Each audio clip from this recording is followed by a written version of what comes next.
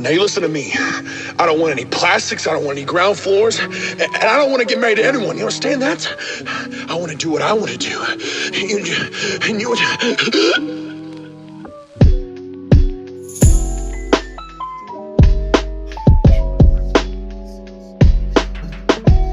At least you're not recording.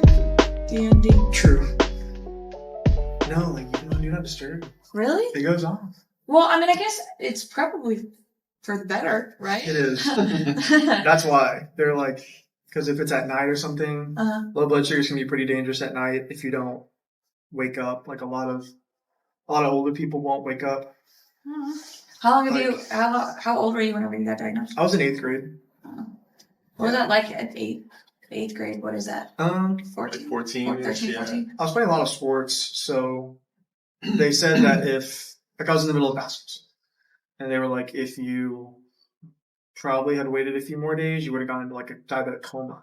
That's actually how most parents find out their kid has type diabetes. Because he ends up going in a coma? Because they end up going into a coma. Because what happens is it's hereditary, type 1 is, and it's juvenile onset, so it only happens when you're young. And that's when people get confused. Because they think diabetes, they see all the commercials on TV, those are all medicine usually directed towards type 2 diabetics, which is adult onset. Yeah. But that one's curable most of the time. Type 1's not. And so what happens is your white blood cells think that your insulin producing cells are invaders, so they'll attack them slowly. So what happens is your insulin production starts to slowly decrease, which means that your insulin basically unlocks the door to your body being able to use food as energy. And so you're slowly not being able to do that. You're getting dehydrated, but it's a very slow process, so you can't like figure it out. And so most kids don't know like what's going on. Yeah. And most parents don't know how to ask it.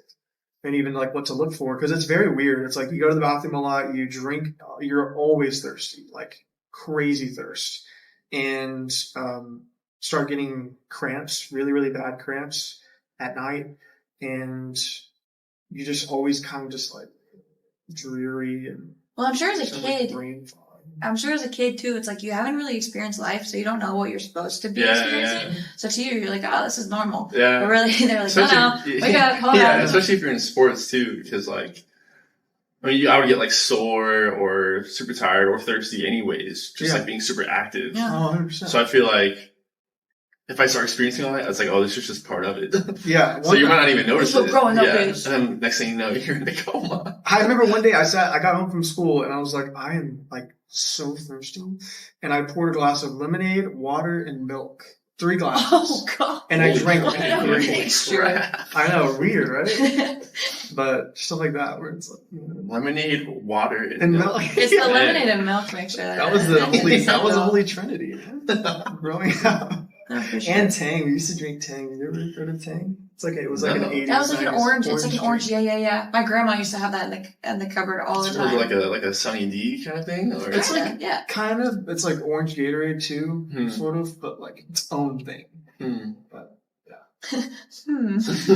Okay. I've never heard of it. Yeah. Anyway, welcome to Second Floor Experience, Valerie. Thank you. We'll start off just talking briefly about how we met. Another BNI introduction. Yes. I went and visited a chapter down South Austin. You live like South Austin area, right? Yeah, I live right off of Mopac near Barton Creek Mall. Wow, it's probably a long drive here. It was like 15 minutes. Oh, what? Yeah, it wasn't bad at all. I mean, No maybe way. I have a lead foot, but it was like 15. Well, That's surprising. that's really surprising. Really? I thought it was going to be like an hour for you. What? Yeah, just because of traffic. But Oh, I guess. no, traffic died. Well, I was at work and I started mapping it and it was saying 30. But then you know how they have that feature where you can put leave at this time to arrive by this time or whatever? And you can guess I don't me? know that. No? It's a beautiful feature on maps. You should show us after. Okay. Yeah. Yeah, you can go and you can like be like, oh, I want to arrive here by, and it'll tell you what time you should leave by. Mhm. And so then it said traffic would die, so I just trusted it and here we go. Yeah. It worked. That's cool. Yeah. I did not know that. Neither. New So- map unlocked. Yeah, I remember I was visiting because I'm in another BNI chapter, but I was coming to visit this one because someone had just left our chapter and gone here, and he was like, hey, I'll give you like a warm introduction. It's like, cool. So it was like an hour drive, I think, for me. Mhm. But you were there visiting too. Yeah. So how did you hear about? Did someone invite you to the chapter, or? Yeah, so I started going to Westlake Chambers networking events. And so they're over there and it's a lot of B2C kind of marketing and advertising and stuff. But I was going there and anybody from any realm can kind of all come. And so I met this other guy who's in production. His name is Jordan Brown. And he was there for his company. Ended up kicking it with him and we got along and he was like, yeah, let me tell you kind of what it's like to be in the production industry in Austin because he started his own company. And we hung out whenever we would go to a couple of chapter events. And then eventually he was like, hey, I have this thing called BNI. I think you'd be super interested. You can't be in the same realm, like in each chapter. And so he was like, I know that there are other ones. If you just want to send your email here, I'm sure they could get you involved with somewhere. And so the Westlake one, the one that you came to, that was my first time. I haven't been back since that time because I just wanted to go test the waters and stuff. But he's the one who told me about it. And so I showed up and yeah, it's great. Wow, that's crazy. You should go to a bigger one because that was a relatively small chapter. Really? And there wasn't a lot of people, I think even for their chapter, I think there was a lot of people absent. Because there was probably like 20 people there. Yeah, it really wasn't. It honestly, it wasn't too full. Mine has 40. Wow. So just so you know, and there's like some of the biggest ones have like 70 people. So dang, you should visit some other ones because that was actually how I met. There's so many like weird correlations between you and Carly, the other girl that we had on. Okay. I met her at BNI and she was visiting. I actually wasn't there. I had a substitute go. Yeah, I listened to y'all's podcast. Perfect. So you heard like how I met her. Yeah. Cool. So, yes. Anyway, I heard about your business because they did little introductions for people who don't know about BNI. And I was like, that's super cool. I knew my mom is really into genealogy. And so I was like, try to connect you two. And I just like kept getting bugged. And just in my head, I was like, that is such a cool business. I want to hear more about that. And so just reached out and wanted to see if you want to be on. You said yes. Absolutely. So and here we are. Yeah, and here we are. Can you describe what the chapters are exactly? Yeah, it's like different groups. So anyone can start a BNI chapter. Basically, like you basically like you use the system that BNI gives you, and they have chapter coaches that are employed through BNI, and they'll help you get a chapter started, and you just slowly start filling slots for people, handymen, production people, all sorts of stuff. And they're legit too. I walked in there, like BNI chapters are no joke. Really? Yeah. So what is it like when you walk impressive. in? Like yeah, everyone has a name tag on. You see their, you see like their company name.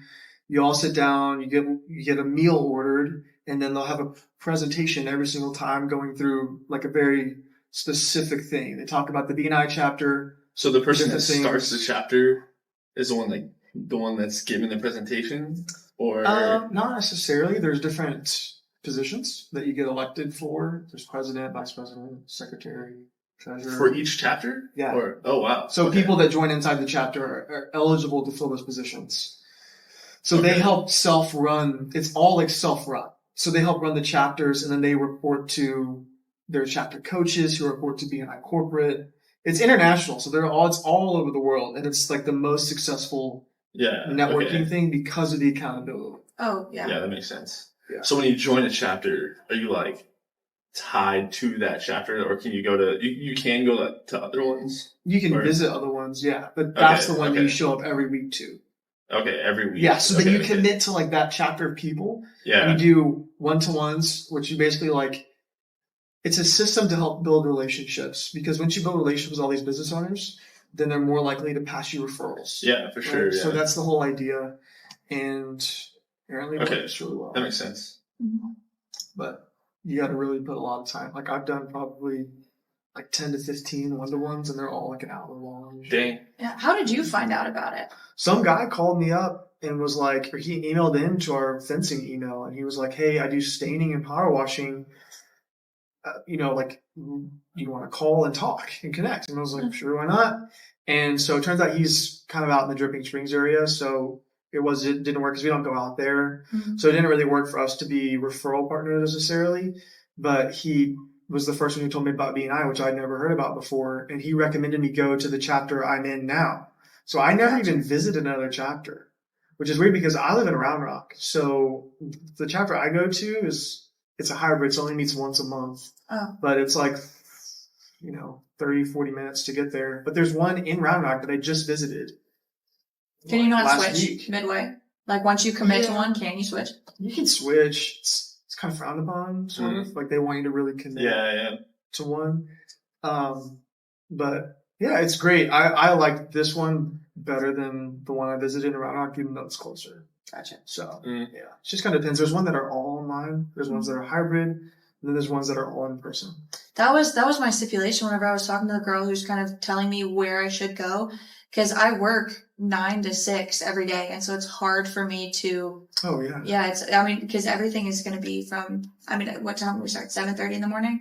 But I remember rushing out at the end. I was in the middle of a conversation. I looked at my watch and I was like, I have got to get to the office. And I had to get out of there. So the hybrid, honestly, that seems like something I should probably look into because I haven't been able to go back just because there hasn't been an opening in my schedule yet. Yeah, like mine's it's three times a month, every Tuesday on Zoom. They do the same type of meeting, and then one is in person. Gotcha. So. I guess the networking, the actual handshaking is a lot better in person. It is. Yeah. Yeah, I can see that.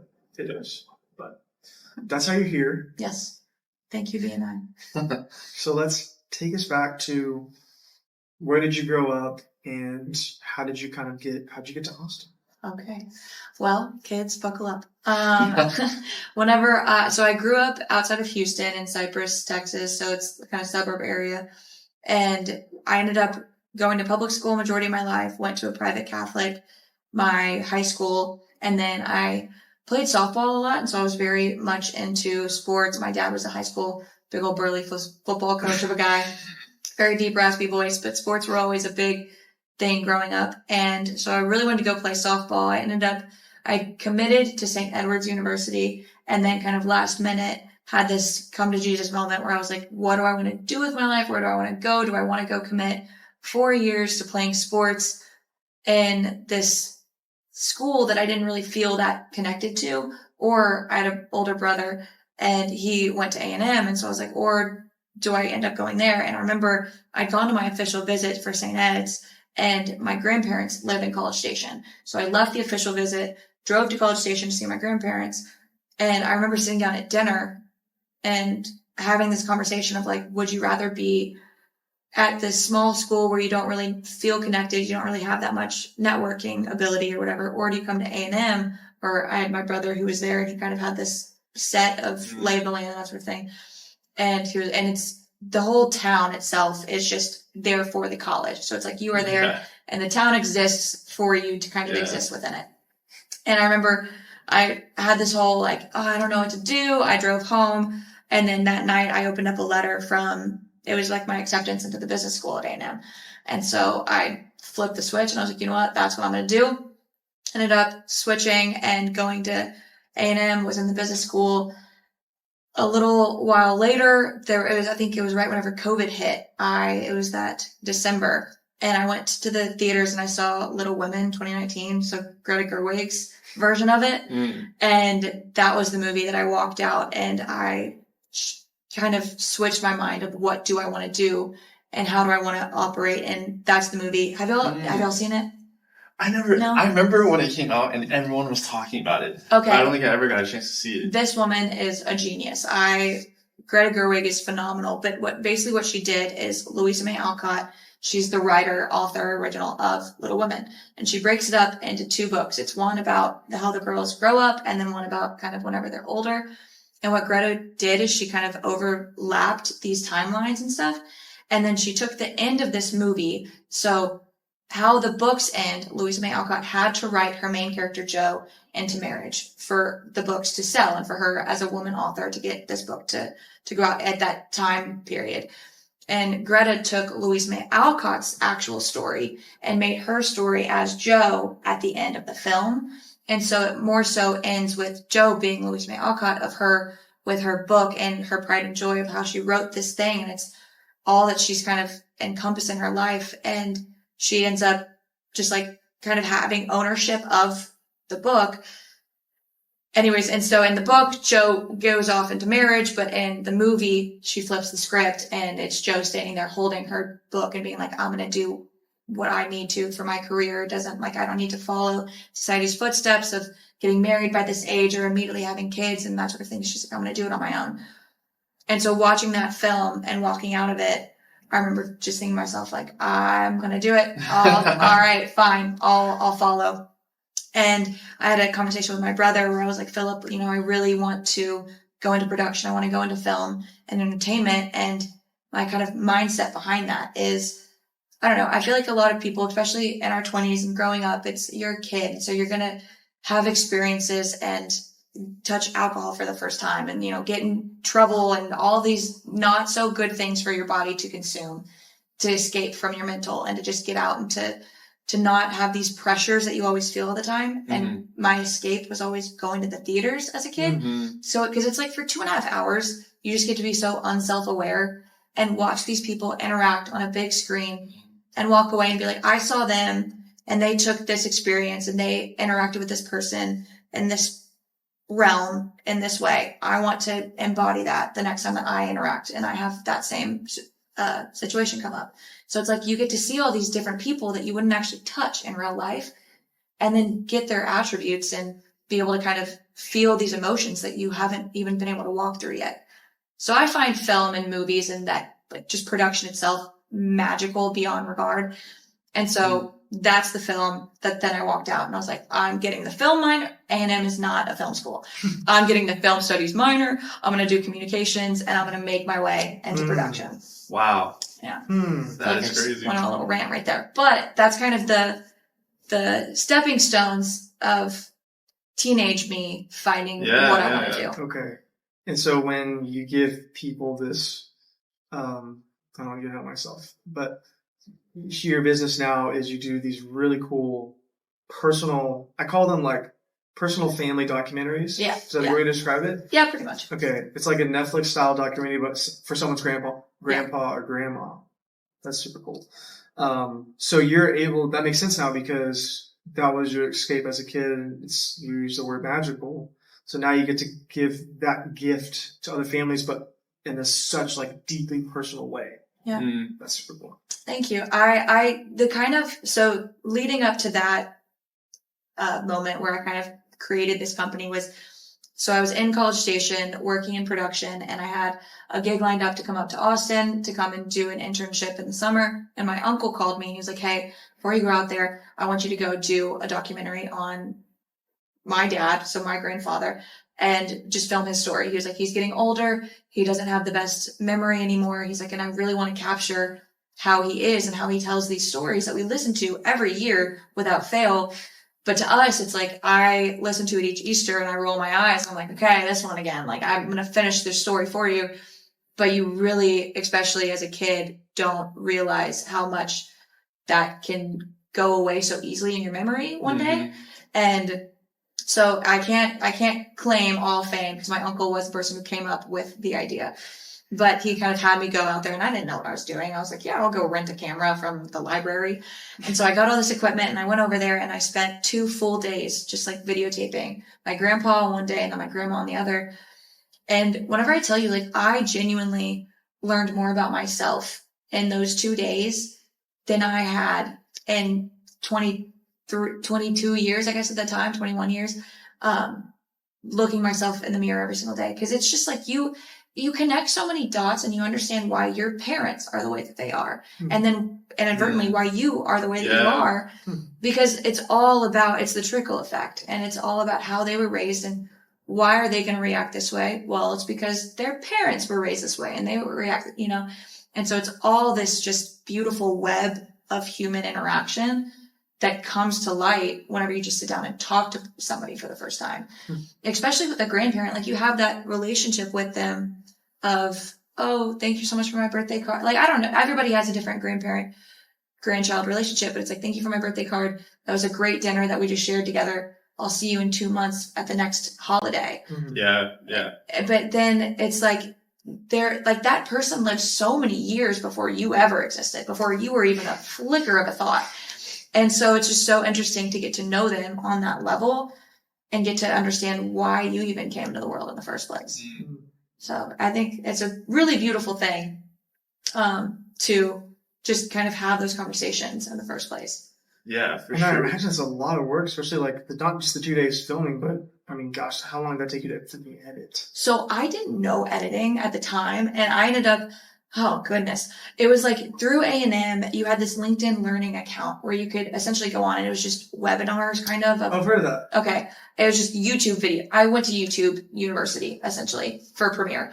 And I would just lay in bed at night watching these editing videos. And then I tried to do it on my own. And it took me so many hours to do that thing. And I remember walking away and being like, that was a piece of cake. Like, just filming. That was great. Whatever. And going through and especially just connecting audio with the video and then making sure that all the background noise wasn't, coming in. And then what happened? We've had our fair share. Audio Like our problems. task. You're like, I've hit about that, feel that. Yeah. But and then it's like also your lighting is phenomenal, but it's like I set up mid-morning. We filmed the entire day, so it's like you see the sun setting outside. Yeah. I don't think about that sort of thing. Yeah.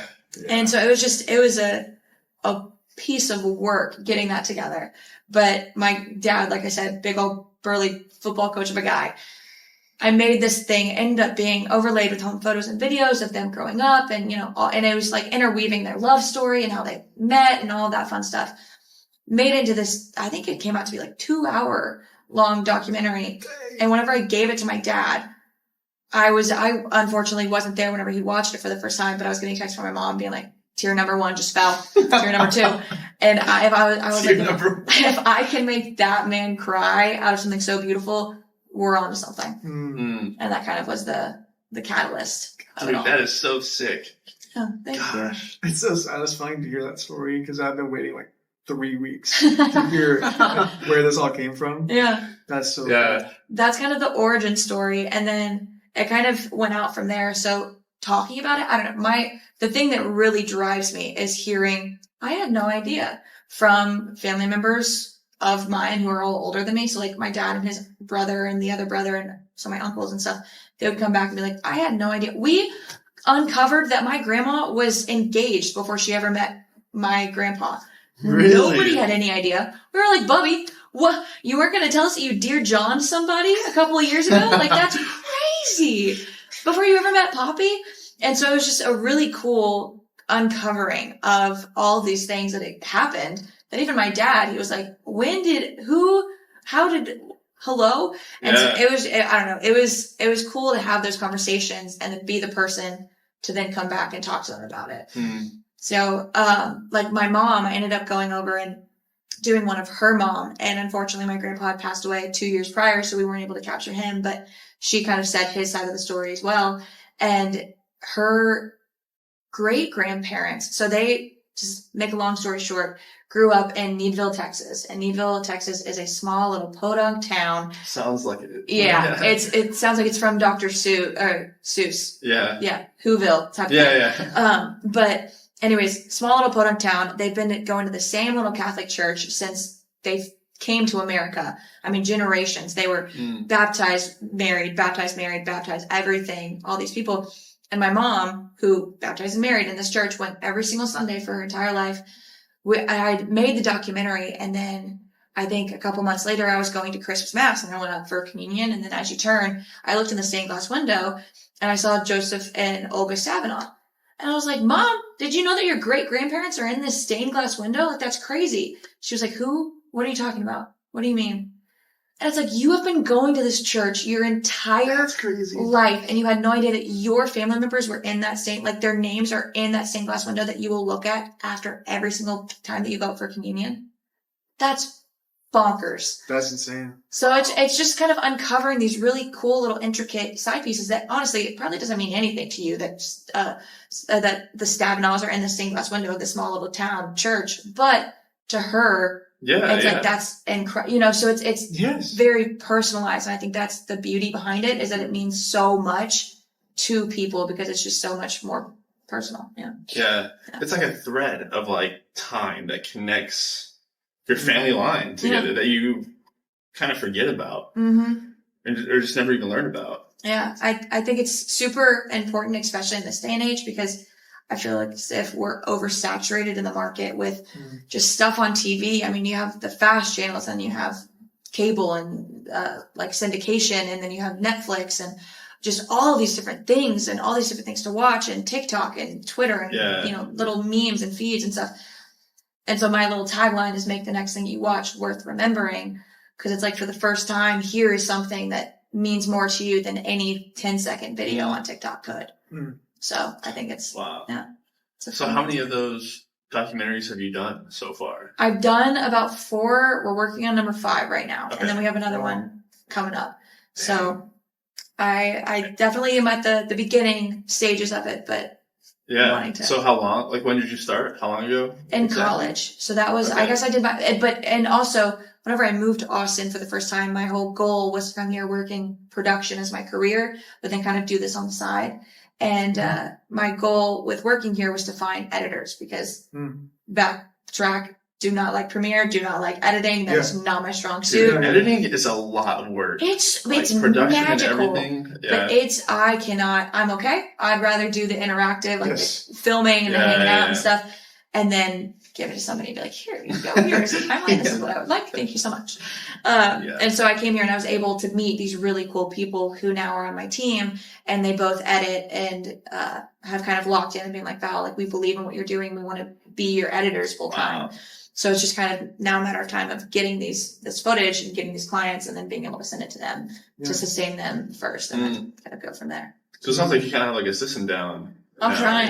Yeah. I have the business plan. I have the timeline of everything mapped, and I think my biggest thing was finding the editors, because as long as I can get somebody to really help me out and be on that team, and now that I have them and they're incredible, the first one with them was last spring, and they're incredible with it, and they're such amazing people. But yeah. And you said you do travel for this stuff. Yes. Yeah. Yeah. Right. Very much open to traveling. I mean, obviously it kind of comes with a cost and a fee depending on how far out it ends up being. But my goal in life would be to create this into a thing where that's all I do. And I just have clients backlogged to where it's filming once, twice a week and traveling wherever and going to give this to as many families as possible. So what is the process with this? Like, because you mentioned this, that you do like genealogies, and like you go through all that kind of stuff. So where do you go to find all this stuff? So I don't do the deep diving, because Google can only tell me so much. Yeah. Okay. And so majority of it is 9 times out of 10, it's going to be, so a grandchild, or we call them adult children, are going to be the people calling me and saying like, hey, I want my grandma, my grandpa, my mom and dad to do this video for us. And also caveat, I will do it for any ages, but it's normally for older generations. And they'll call and be like, hey, I want you to come and meet with my dad, let's say. And let's say the dad's in his 80s and he does not know how to work Zoom. And so I'll talk with the daughter, and the daughter will kind of, I'll get on the phone with her, walk her through the timeline. She will help me set up, because I like to meet the client, obviously kind of get that rapport with them and kind of help break the ice, make sure that they feel vulnerable and safe talking to me about all this super intricate stuff of their life. And so I'll set up like a Zoom call with them where I'll just kind of blankly ask, what do you remember? Like, what do you want to talk about? How far back do you want to go? Because a couple of clients, they know, oh, well, I had Susie and Joe came over on the Mayflower way back when, and now they came into this port and then they migrated here. Wait, one of your clients said that? Well, my dad's dad, actually, he is so knowledgeable in my entire family's past. And so he knew that we ended up coming over to the port in New Orleans, and how we ended up from New Orleans. We went up to Covington for a while, and then from Covington came over to Texas. But before that, he even backtracked back to like the 1500. The man came back with like, in 1525, we had this priest and one of our ancestors got into a fight over a cow. And so he had to leave France and he moved to Ireland, and we came over here because of the potato famine. What the And so like heck? my last name, Grandjean, is very French, but turns out we didn't live in France for too long because we ended up going over to Ireland and then coming over. But How does he know this?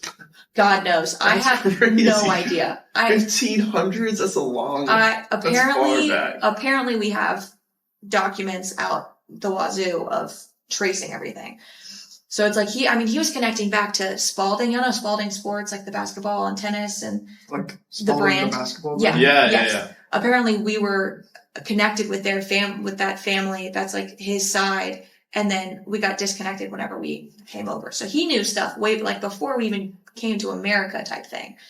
So some people don't know that. And so it's like, all they really know is, well, I was born here and that's where we'll start the story. And so it's kind of getting that timeline of how much do you know? Where do you want to start?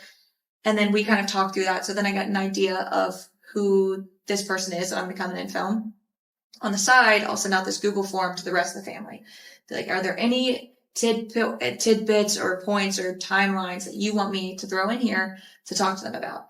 And so I'll get the rest of the family's kind of side comments and stuff. Yeah, that's cool. Yeah. Yeah, and so you kind of just get everybody involved. Yeah, oh, absolutely. Because it's for the family. And so, what do you want to talk about? And so one of my clients, he was involved in this really intricate like lawsuit case. And he never talked about it ever because it hit him really rough whenever he was going through it. And so one of the main things that the grandson came, he's like, Val, I really want you to talk about this case that he had to go on trial for. And he got a lot of like news reporting on and all this stuff. And I was like, okay, I'll throw it in there. I'll see what I can do. And obviously, we kind of start talking and then one thing leads to another and it kind of just naturally flows. And he ended up kind of just giving me the whole timeline of everything that went down. And we got that into the documentary and we gave it to the family and they were obviously very appreciative. They're like, he's never talked about this to us. So thank you so much for letting us kind of see the side of him that he usually closes off. So it's a cool thing too, because it's like you can feel so comfortable with the people that you love, but there's still going to be kind of side things that you just don't want to go into just out of, vulnerability aspects and that sort of thing. But if you're talking to a complete stranger, for lack of better terms, it's a little bit easier to kind of say the bad things than to try to only keep the good face. Isn't that funny? Do you find that interesting that people are more inclined to almost like they're just expressing these things where it's like they don't want to tell their family about it. Yeah. But they're willing to tell you about it on camera. It's like seemingly almost therapeutic. Oh, absolutely. I mean, I definitely feel as if too, whenever you get not stuck, but whenever you get caught up talking to a person and then somebody asks you a question that you've never asked yourself before, but you immediately know the answer. So you immediately just start talking and you answer the question. And then 30 minutes later, you sit back and you're like, wow, I guess I did know that answer that I've never asked myself before. Is that my answer? And then you kind of start to analyze it. And I feel, especially just questions and speaking out loud, you have to collectively, cohesively put your thoughts together rather than kind of have this jumble. And honestly, okay, so one of my favorite questions to ask people is, how do you think? Like, do you think that you think in jumbles or in cohesive sentences? What do you think? That's a personal thing. Seriously, question asking you. Oh, you're asking us? Yeah, do you think that you think in jumbles or sentences? I think jumbles. Jumbles? I think. I don't know. I think jumbles a lot of times, but when I'm thinking, like, I feel like I'm just talking to myself a lot. Okay. So would you consider that? So, like, yeah, my brain thinks in jumbles, definitely, like without. So what do you mean by jumbles? By jumbles, it's just like, it's kind of, there's so much always going on that I'm always just pinballing off of thoughts, off of ideas and different feelings and stuff. I guess I would agree with that. You'd say jumbles? Yeah, I'd say jumbles then. You would say jumbles? The amount of people that I've talked to, and it blows me away because the amount of people that I've talked to where they're like, oh no, I think in complete sentences all the time. I'm like, how? Because brains just operate so much differently from one person to another. And it's, some people can just kind of go quiet in their brain sometimes. My best friend, whenever she told me, she was like, yeah, sometimes I'm in the shower, I don't have any thoughts. I was like, are you crazy? What do you mean you don't have any thoughts? You're just existing? She's like, yeah, I just kind of exist sometimes. And that blew me away, how differently minds kind of operate. Yeah. But my favorite thing whenever you're asking questions and you're just speaking is you don't have the opportunity to sit here and think, okay, I'm going to reply in this sentence, or, oh, well, I could talk, blah, blah, blah, blah. You're just going to say, you're just going to respond. And it's so vulnerable and authentic. But like you said, it's just therapeutic because all of a sudden you just speak, and that's way more authentic than you sitting here and trying to come up with the right thing to say or the right thing to type or the right thing to to feel. You just kind of do it, and it's just this existence that kind of is occurring. Yeah. That's so I've heard of people who, like, a lot of times the way I think in images too. Like when I think of an object, I can see it in my mind, right? But I remember learning that there are people who don't do that ever. That they just think strictly off of, I don't know. Like, I can't even comprehend that. Exactly. I can't, like, if I think of an orange, like, I can see an orange in my head, you know? Do you see a cartoon orange or a very authentic looking? An authentic as if an orange was sitting right here. Yeah, yeah. How do you see? Do you see? Yeah, I mean, I would say it's like I don't know, I guess it's like a real orange, but like in a frame. Interesting. Yeah, like a picture frame. Okay. Really? Yeah, that's what I just thought of when you said orange. Yeah. But Zach and I are like, we're very big contemplators. So whenever we're hanging out and talking, a lot of times there's a lot of quiet space in between our sentences, especially when we're like pioneering a thought, because we have to like go through our minds and take these ideas and like put them in a roadmap and then say what we're trying to say. Yeah. That's very true. Versus like some people can just go. And I'm like, it just takes me a while because I have to process everything mentally first before I can say it verbally. So that's just how we get along, is because we're both contemplators. So we just both can just sit for a while. And then something will come out. Yeah. Sometimes we'll sit just like, it's just silent for maybe like 10 minutes. Yeah, just like, yeah. That's awesome. And then we'll have like a 20-minute conversation. But yeah. Kind of going back and forth. Yeah. That's pretty sweet. Dude, the mind and just the way people think is so fascinating. Oh, absolutely. And I think especially just in the expression of it too. Because kind of you saying like y'all having that bond because you can have that rapport of just kind of sitting and knowing that it's not weird, awkward, quiet space, but it's just us existing. Yeah. I think it's super cool too, that you can have that type of relationship. One of the guys in B&I he did this test where it's like a personality test, but showed you how you kind of think, sort of. And there are people that it's called the DISC test. Oh, yeah. Have you heard of it? I'm probably going to butcher explaining it, but basically the easiest way to say is there's some people he pointed out in our group that was like, okay, who do you think, do you notice this person is really slow, methodical, they're talking like molasses? I'm like, yes, I noticed that. I wish that they would hurry up. And he's like, yes, it's because they're this. Or he's like, you're a really high D, like in directness or something, because you like things to be on time. You like people to their 30-second presentation, better be 30 seconds. And there's other people in our group that will just kind of sit back and, it's a great referral for me is someone who, and I'm just over there like, please, like someone help them, please. But that's how they are. That's just how naturally they speak. So that was really helpful for me to understand. Now with my B&I chapter, I'm just like, oh, okay, let's get this person's face. This is let them operate. Yeah. That's super interesting. I remember, so at the business school at A&M, we went through this whole class. Honestly, there was just personality tests, and it was just kind of figuring out what type of a worker you are, how you think, how you operate, what brain do you mainly focus on, and that sort of thing. And I don't know, I find the intricacies behind each human very, very important, because I kind of see, I was talking about this, I don't know if I've collectively gotten this thought together quite yet, but I kind of see different people on different planes, and it's like, oh, their brains just aren't hitting the same level, if that kind of makes sense. So it's like me, I could run into a person who's my age at a coffee shop, and we could in another lifetime, maybe like on paper, look like we would be best friends, but there's just something that's not hitting, like something in the level of consciousness or how we operate is just not going to hit precisely like right. And we are just not going to get along in that same way. It doesn't mean anything's wrong with either of us. It's just we don't see each other eye to eye. But then another person's like, we operate the same way. We both have the same level of directness.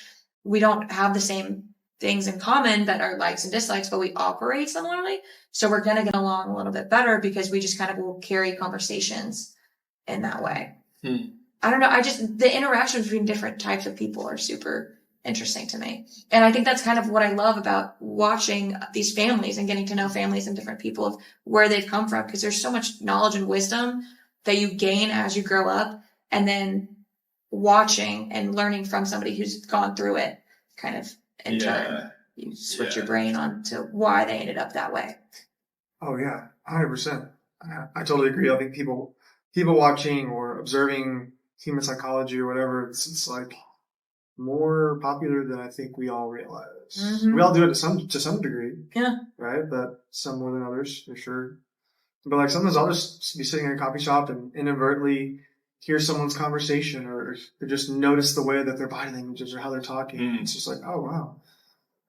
You can tell they're excited about this, or you can tell they're just really relaxed or whatever. So I'm the same way. Yeah. How people all interact is super cool. That was kind of one thing too with Green Genealogy and these personalized documentaries and stuff, is going through it kind of, as I touched earlier, you kind of get this new mindset of how your parents became your parents because of how they were parented. And it's this passed down of, well, I was treated this way, and so I only know how to react in this way because that's how my family reacted. And that was this big thing that I kind of had this come to moment in high school of, well, I have this natural reaction. Whenever you say this, I feel this way. And then it was one of my best friend now. I mean, at the time, she was like, hey, I don't like it whenever you say that or whenever you react like this. And I was like, well, that's how my family does it. So that's natural. Like, what do you mean that then you don't like me? And she's like, no, that's just what you're used to. That's just the type of environment that you were raised in. Doesn't mean that you have to keep that and lock onto it for the rest of your life. And so kind of getting these outside mindsets and outside thoughts of, well, this person has acted this way because they've had these interactions, and seeing it. And so seeing how my family and my parents, why they react the way they do, and then analyzing myself and be like, so that's why I react this way. But not liking it, everybody has the power to flip the script. Mm-hmm. So everybody has the power to acknowledge something and then say, you know what, actually, I don't want to follow in that same suit. I'm going to kind of see it, address it, and change it and carry on so that it doesn't trickle down, even farther. So I think it's really cool not only to interact with people around you, but also just within your own home that you don't realize all have the same kind of mannerisms and stuff. Yeah. How you're raised in your environment. You don't realize how much your environment affects you. Yeah. Until that's a huge thing I learned getting married, is you start to live with someone and be like one with someone who's from a totally different environment, and it brings those out. You start to notice in each other, hey, you do this, whether it's like funny, silly, serious, whatever it is. Like, I know you do this certain behavior, and they're like, what? Because they're not aware of it. And so, if it's something that's something that you need to work through, it's great because you can make it aware, and you're like, oh, okay, cool. Like I didn't know that I was doing this, just exactly what you described. Yeah. Or sometimes it's just poking fun, like, you do this every single night, you do this every single morning. And so that's one thing when you're really close to someone like that, it's becomes super obvious. Yeah. Yeah. I mean, living with people in general. True. I remember, having roommates for the first time in college and noticing things from roommates. I was like, wow, that is really annoying. Can you give us an example? Nah. Were you all roommates in college? No. Oh. We lived on the same hall. So, I mean, we were around each other a lot, but yeah. But I think that's just with it. Like, my roommates are some of my best friends ever, but still when you're it is different when you're especially living with somebody and spending that much amount of time with somebody, and you start to realize just the way that they do things differently than what you would do. And you just gotta learn how to deal with it or address it if it really bothers you that much, but yeah. It's just kind of a long story. So trying to just explain to her everything about the floor. Yeah, I mean, how much you want to talk about? I don't know. I don't know if I'm. I guess just with second floor. I mean, a lot of it was just the most annoying thing was cleaning. Okay. Okay. Yeah, just cleaning habits. Are you like a naturally feeling person? I have borderline OCD. Okay. Yes. Okay. I got my stuff Okay. in order. Let's just say that I understand how when a man marries a woman, she oftentimes helps him stay clean. Let's just, yeah. Yeah. Right? Because we didn't have that because our dorms it was like male and female separate halls. Okay. So we had to have like room checks every week. Okay. Because if we didn't, it would become You get like a write-up very or serious. fine. You get fined. No, I just mean like chemically become very serious. Like it would be like a hazardous situation. Oh. What did you have in your dorm rooms? Sometimes you'd walk in and there'd just be like a half-eaten burger that's been there for like 3 days. Yeah. Just out. Or like, sometimes I almost can't see the ground because there's just clothes all over the floor. This is you or your roommate? Was this you? Was this you? No, it's not me. I just don't want to mention names. Okay. I guess we can leave it out. But No. But here's the thing. Our hall was like a very close-knit group of guys. yeah. And Okay. so Zach was rooming with another guy, and then their suites. So we have a shared bathroom. Mhm. Both rooms are connected. Yeah. And the other two roommates they had were very close too, been on the hall for several semesters together. And so they had this idea where it was like, Zach and his roommate's room were we call it like the hub because It was like the everyone hangout spot. it was a hangout spot. Yeah. Everyone Y'all was, were the cool kids. yeah, Yeah. for sure. Yeah. And so for sure. then they were like, what if we combined because we all like, all the guys like played video games. So Yeah. that's what we would do. Yeah, we had this problem where people would be in our room until like 2, 3, 4 a.m. Wow. Yes. And then like, I or my roommate Reed would want to go to sleep. But the other people don't want to leave necessarily, so it's kind of a problem. Of just a tad. Yeah, so we had this idea to join our two suites together. And so we make one room just purely for hangouts. So we had like 4 TVs in there. I think we had like 4 different. Maybe, Oh no, y'all were the cool kids. Yeah, Okay. we There was a full-size couch, 2 recliners, and a futon. How? In a Yeah. dorm room? 4 I'll video show you game the video consoles. after. Like, 4 video game consoles, 4 TVs. Oh And my an armoire. gosh. How did y'all fit Yeah. 4 beds in the other one? In the other dorm? Or did y'all just all okay, snuggle? this is what we did. So we couldn't. Oh, how did we do it? The first thing we did, we were like experimenting. Yeah. So the other room was, just dedicated for sleeping, pretty much. And so there wasn't a whole lot going on in there. But we had the bunk bed in there because they had this rule where you couldn't move. Like we couldn't put furniture from our room into theirs. Like Okay. your furniture had to stay in your room. Yeah. So we ended up moving a couple things, and so every time there's a room check, we had to move our stuff back in, like briefly. How often would they do room checks, Once you a said? week. Once a week. Was it once a week? Yeah. Really? Every Thursday. I Dang. thought it was like every other Thursday. No, it was every Did we week. do that every week? Yes, you Holy did, yeah. Crap. That was Okay, really well, crazy. yeah. So this is the first setup. So there was a bunk bed in there, and someone else had their mattress on. So 2 were on the bunk bed, right? Okay. And then another dude had his mattress on the floor, and then I had my mattress underneath the lowest bed on the bunk bed. Okay. So I just had like 0 space, and like the bed, if you can imagine, like is like here, like when I'm sleeping. Oh, you would sleep underneath I slept the bed? underneath, yes. Why wouldn't you Yeah. just pull it out? I don't know why. I think we didn't have space or something. Were you this tall whenever you were there too? Yeah.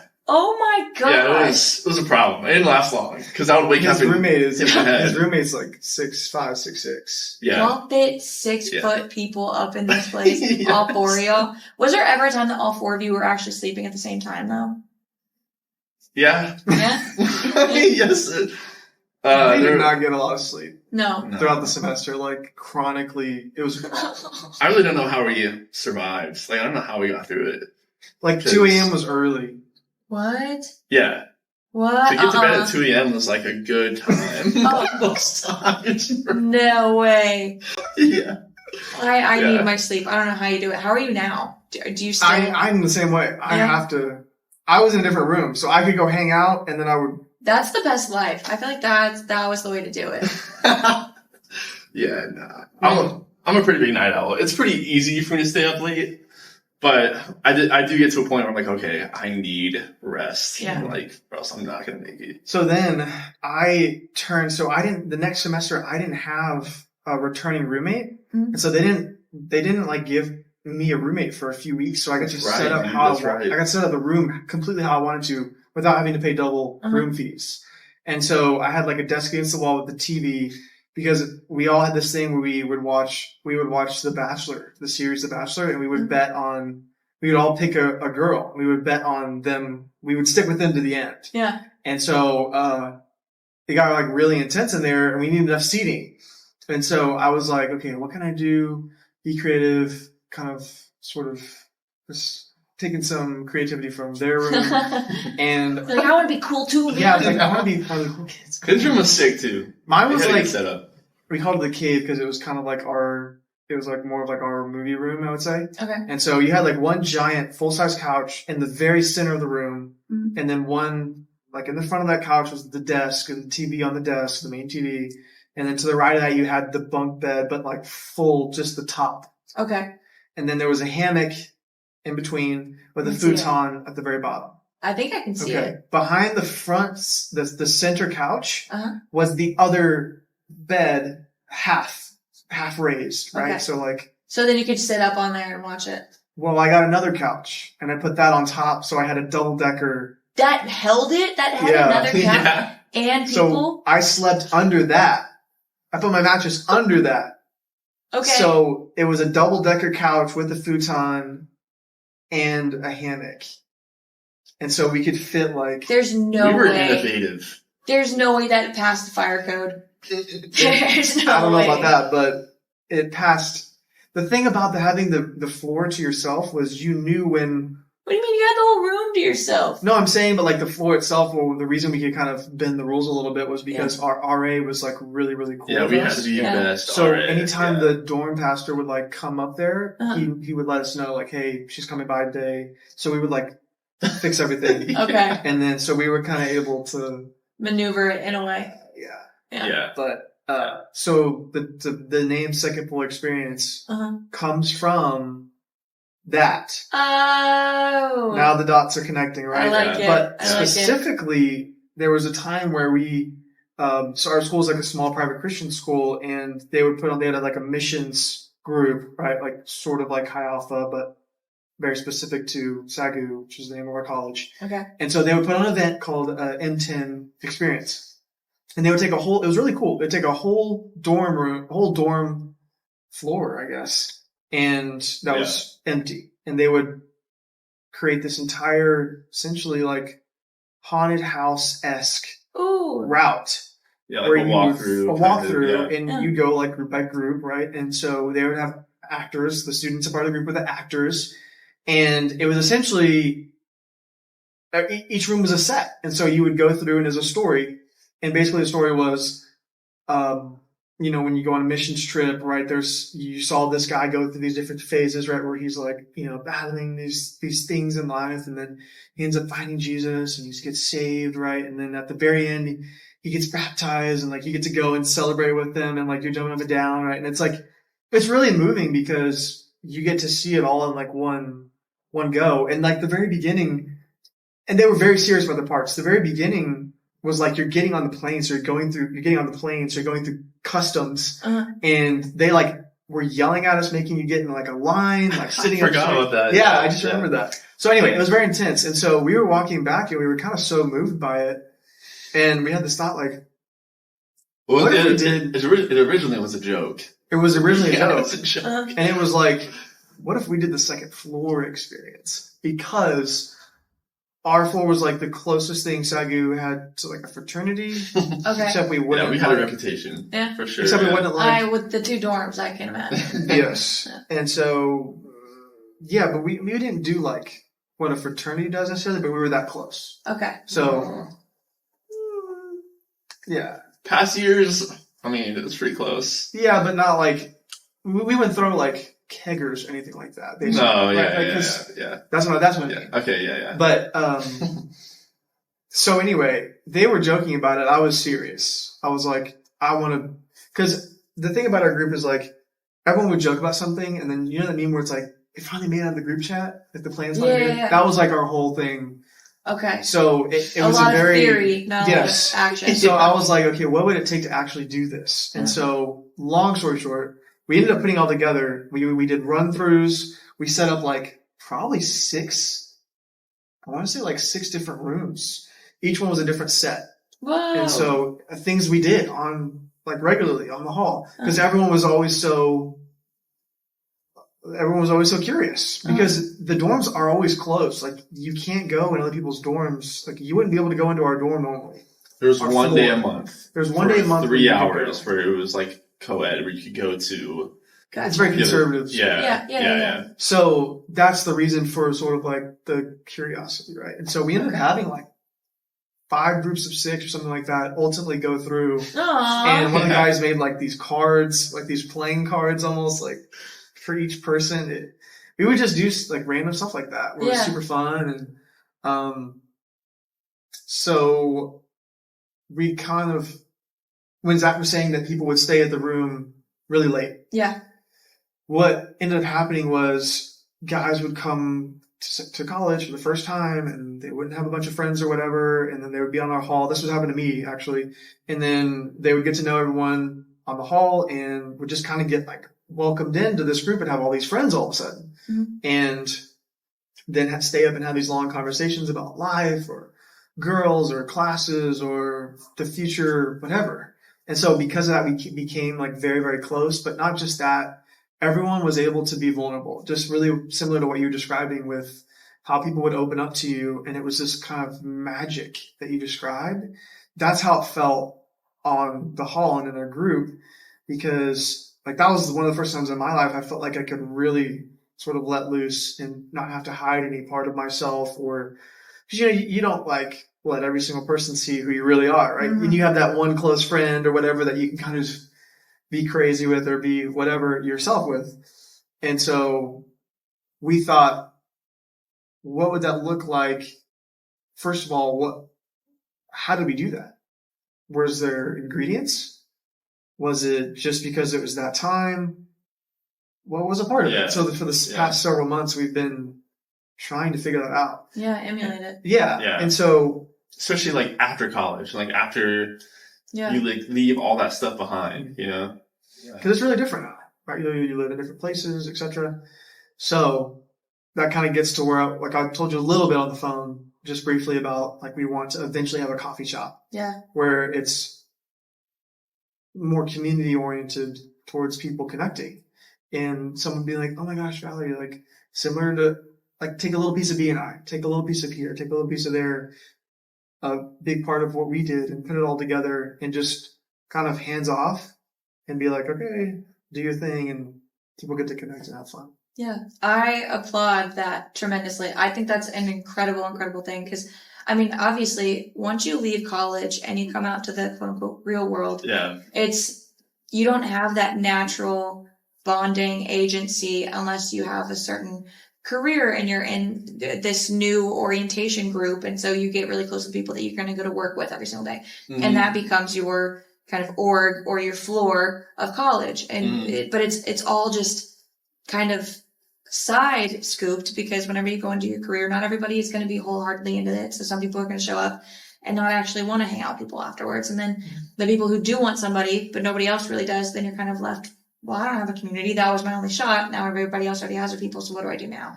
Yeah. And it's super hard, especially after college, I think, to make those connections if you don't have those little people to kind of play off of. And so to create a space like that, I immediately went home and was starting to talk to all my friends about it. Would the kind of core of that be a coffee shop type of thing? Is that what y'all were thinking?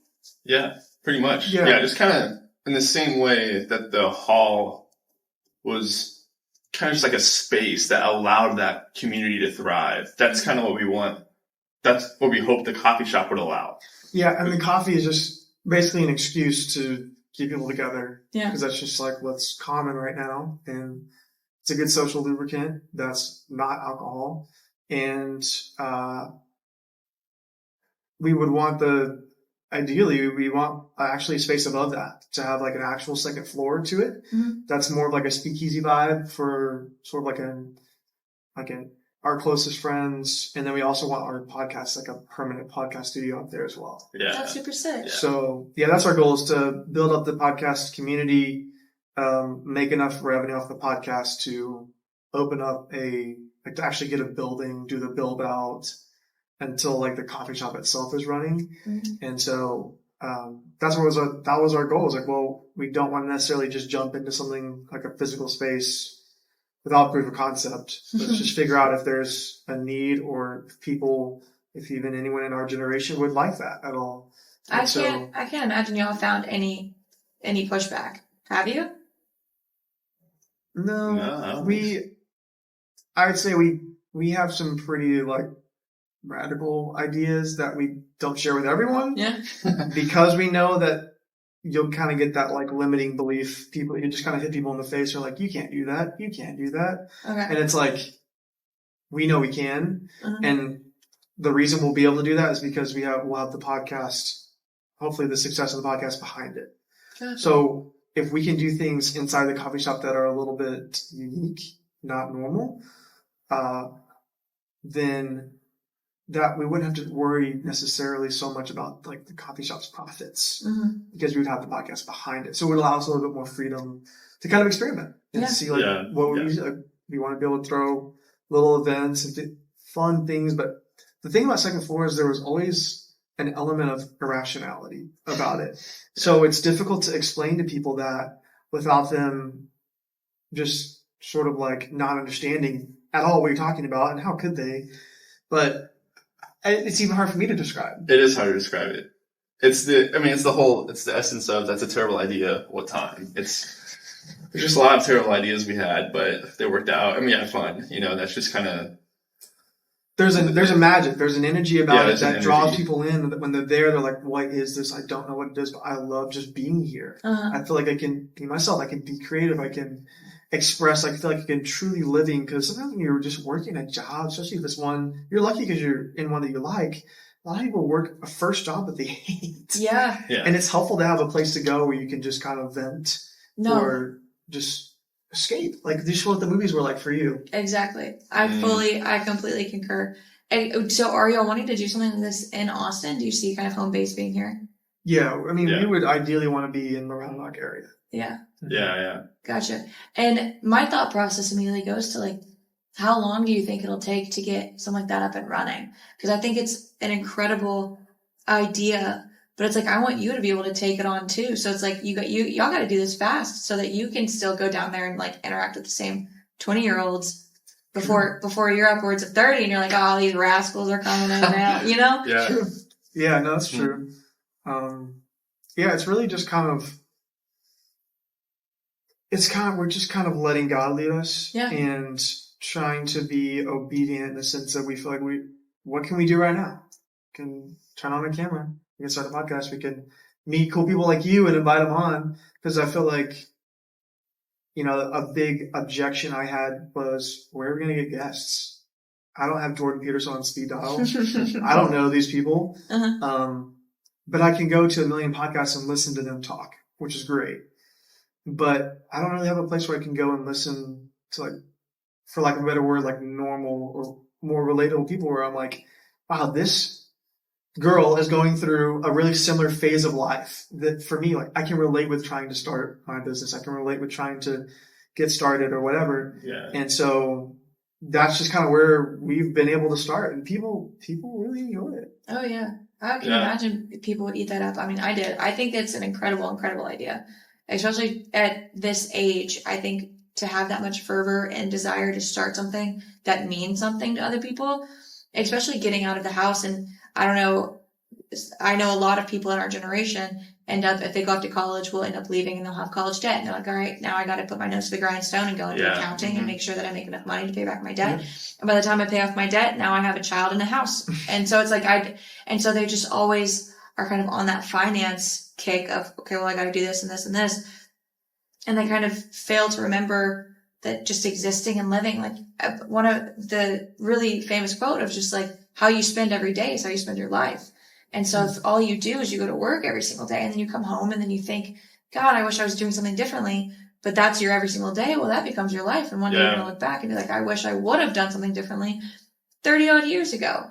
And so I applaud the hell out of both of y'all for getting that initiative so early and seeing it at a time whenever it's going to be the most transformative. Mm-hmm. Thank you. Yeah. Well, like I'm running a fencing business right now, right? So it's like I was really frustrated going into that because I wanted to do something that had more meaning and purpose.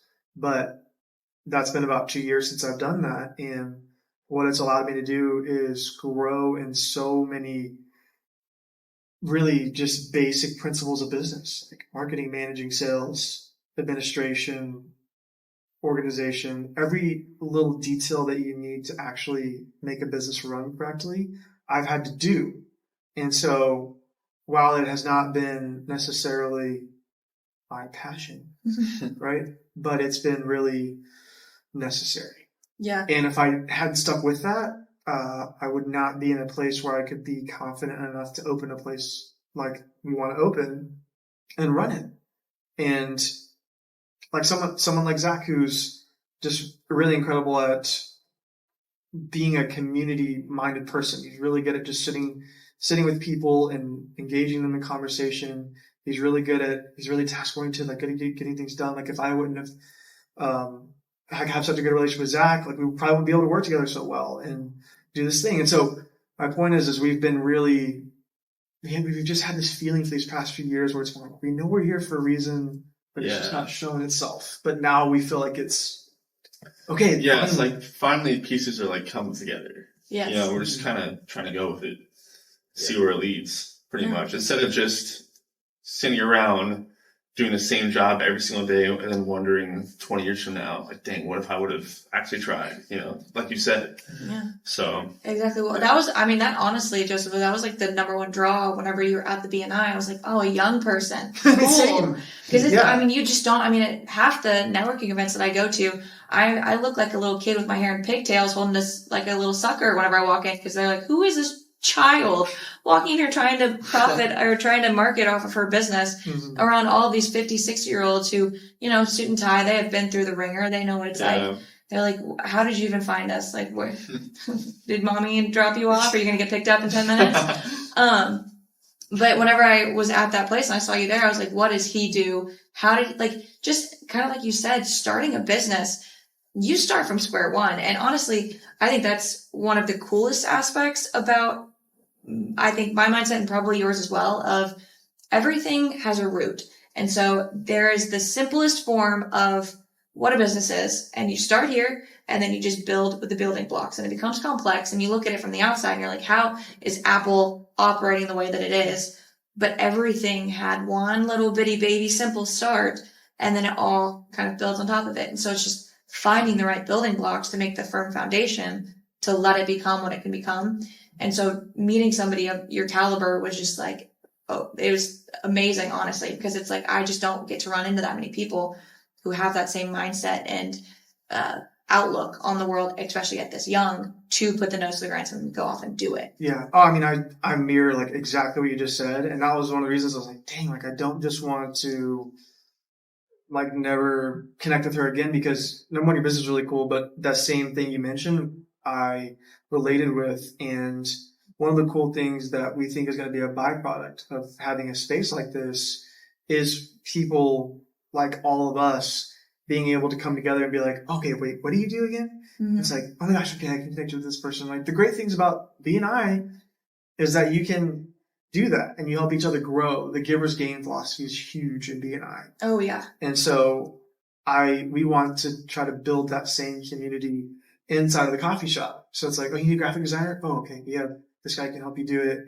And then we all sort of grow together and it's like, oh, I'm having a really tough time with my business. Well, let's help each other. And I just think that that's lacking in I don't know why. I think there's several reasons. I think social media has a big thing to do with it, where it's now we're all trying to compete against one another to see who can look the best. Mm-hmm. It's not necessarily who's doing the best; it's who looks the best. And I just think that's super shallow. I would rather not ever post on social media, but it's just such a great way to get things out there. I completely concur. I mean, I genuinely, I end up going back and only posting. I deleted it for Lent at the moment, but it's like, I'm doing fine. I love having blank space in my brain to just kind of be, instead of immediately going on TikTok, just like mindlessly scrolling and stuff like that. And I think it can help in some regard, especially getting the word out about something like this. And, obviously a podcast is a form of media to go out into the world, but I definitely think that it can become this mind-numbing agent that just doesn't. Once you consume so much, that stops adding to your life and to your mind, and for sure, to certain areas. But I don't even remember where I was going with that. Essentially, just social media isn't always the best, but it can help sometimes. But I only honestly keep it to stay in touch with certain people, and because I know that, like, in this day and age, you have to. Yeah. If you don't, then you're one of the people who are off the grid. And once you try to come back and apply for another job, well, they ask you what your LinkedIn profile is, and you're like, well, I haven't looked at that in 5 years, and so now I got to go back and update that. So it's just staying up to date, and that's just what we're working with. Yeah. And so it's using that where we're at now. Yes. Even, it's hard to, I think I might have mentioned this to you on the phone, but it's hard for me to imagine, even like a lot of my friends here who are single or just want to meet other people, not just for like romantic reasons, but even just to meet and hang out in a way that's not socially pressured towards them, like getting together or whatever. Like, can't we just meet each other and be friends like normal? Can we have like a normal human interaction? But it's like, where are you going to do that? You're going to go to the gym and try to approach someone? They're usually have their headphones in. They're there for themselves. Usually they don't. Maybe they're even videoing. You don't want to be like freaking clipped on social media as a creep. Or maybe you go to the bar, but it's super loud. There's live music everywhere. It's like, you have to yell to have a conversation. Where do you go? Yeah. You could maybe try to go to church, but even that's sometimes hard, because now it's just like service, boom, done, see ya. Yep. It's just hard to fellowship anywhere anymore. I completely agree. I think one of the biggest things that you come to learn, especially going into a career and kind of getting out there and building your own business, is everything is networking. How you get your next job is probably going to be through networking, because it's this person knows this person who has a need for this, and you would actually fit really well. So let's like give you their email. And so it's just all of this meeting people and talking. But I think we're so young to a point where we haven't really experienced that necessity yet. And we're reliant on this social media form of, well, that's how I get my connections. That's how I rely, and that's how I get to meet new people, is through Snapchat. And then I show them a picture of my shoe every 5 hours, and that's how we keep in touch. And it's like, no, that's not a genuine relationship. But I think networking has been the biggest amazing thing that has gotten me where I'm at. And it's how I'm here. It's how I got to meet y'all. It's how I got to meet Jordan, who introduced me to these other people who then got me to this. And it's just all this trickle effect of just talking to people. But if I hadn't ignited that, no clue that this was happening, or that y'all existed in this world in Austin. And I think everything kind of aligns the way it's supposed to, in a really cool way.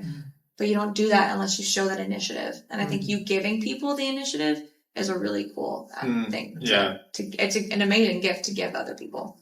Yeah. Just creating the space just for it to let it happen. Yeah, it's like, no, build and they shall come, man. Yeah. Well, and it's one thing too, like we've been to several young adult groups, like inside and outside of church. And it's like, it feels like an older youth group where it's like every single minute is scheduled. And it's like, well, we're using the building, so we have to do this and this and that. And you're checking all these boxes where all we really want to do is just have some food and have a place to talk. Yeah. Just connect with people. That's all we want. That's all we want. And it just seems like everyone, including us, we did it at the very beginning, try to overcomplicate it. And I think it's just really that simple, is you just create the space and just get out of the way. Let them chat. Yeah. Let their mind boggles go into words, and then they can all just kind of figure out their cohesive thoughts together. Yeah, for sure. Yeah. I think social media is definitely a huge part of it. there's so much you have to keep up with all the time. Like sometimes, dude, I just have to. Sometimes I just don't even want to look at my phone like throughout the day because it's so hard for like I feel like I have so many things in my brain going on already. And then when I see like 80 notifications in like a day, it's just I can't look at that right now. No, my coworker actually, she came to me the other day and she had switched on her phone. You can change it to black and white mode. I didn't know that was a thing. And she kind of explained it. She was like, yeah, I mean, all these colors, obviously it makes you draw into it and think that it's all pretty and, you know, then you end up staring at it for hours and hours. But once it looks black and white, it's like pen and paper. It's like, oh, I'll read it and then I'm done. And I don't want to keep scrolling. Oh, wow. Get, you know, engulfed in this image. It's like, she picked her phone up and she took a picture of a squirrel, but it was in black and white. And I was like, how did you do that? Why would you take that? What? Yeah. And she's like, oh no, like it's just that way you kind of see it and you know what it is, but it's not something that makes you want to stare at your phone for hours and hours and hours. Yeah. Yeah. I thought that was super interesting. I didn't know that Apple did that. Yeah. I need to do more. It's just sometimes for work, I need to actually see what the color of something is. Yeah. I mean, you're the color purple. That's true. Yeah. Yeah. Very true. So yeah, I've done that before. It's actually really helpful. And then when you turn it back on, you're like, whoa, you get this rush. That's why you're looking on your phone. This rush is yeah, I feel like so many things, especially for people our age, it just feels like everything is fighting for our attention all the time, you know? It's the new currency. Yeah. Oh, yeah, for sure.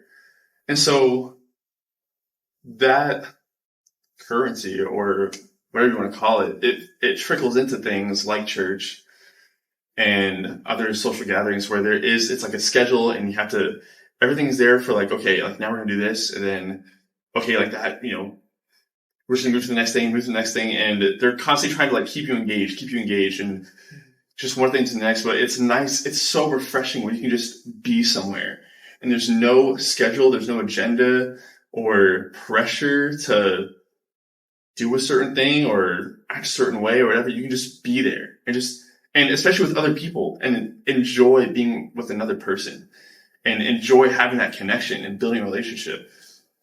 And that only happens when you allow the time and space for it. So, and I think that's something that people in our generation right now with social media and everything is just kind of like desperate for. So it's exhausting. It's exhausting just going through life and you're just constantly, you do one thing, it's like, okay, that the next thing is like always in your mind. Oh, absolutely. Yeah. I think one of my biggest weaknesses is scheduling myself literally to the 30-minute mark. And I've done it my whole life. And it wasn't until I think the one time in my life that I didn't do that was my senior year of college. Because I just kind of existed. I was like, I'm done. I just want to hang out. This is my last year. And whenever I think back on it, those were some of my happiest, greatest memories because I had the time to just kind of exist and have creative thoughts and just kind of be and stuff. And that's whenever Grand Genealogy was formed. I was able to just kind of sit back and start playing with designs and learn how to do this. And I wasn't, okay, well, I just got done with class and now I got to go here and there and boom, boom, boom. And I've realized recently that after I graduated, came to Austin, just like started with this and stuff, I came back into this mindset of, okay, I got to do this and this and this. Like today, immediately got off, went to the grocery store, dropped everything off, came here, going home to sleep. Tomorrow morning, I have to go get coffee with a person. Then I go to work. And then it's just like all of these different things. And they're all fun stuff. But whenever I look back in 2 weeks, is anything going to really stand out? This will, because this is a new experience.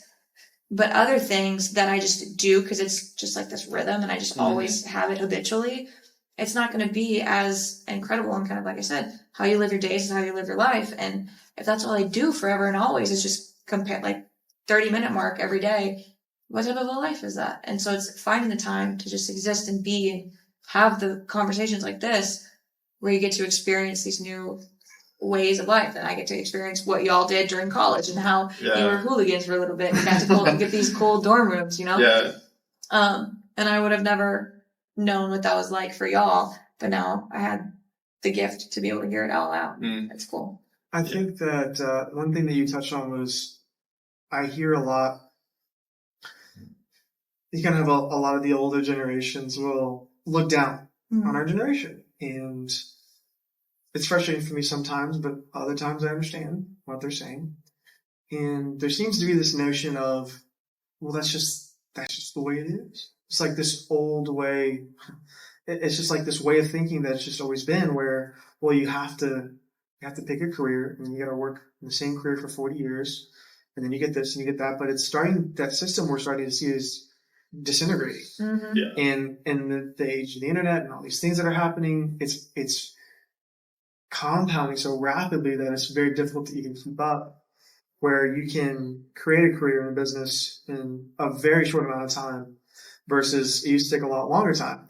And I think that's where our generation and the older generation start to butt heads, where they're like, you shouldn't necessarily try to enjoy every day. You should just like buckle down and do what you have to do.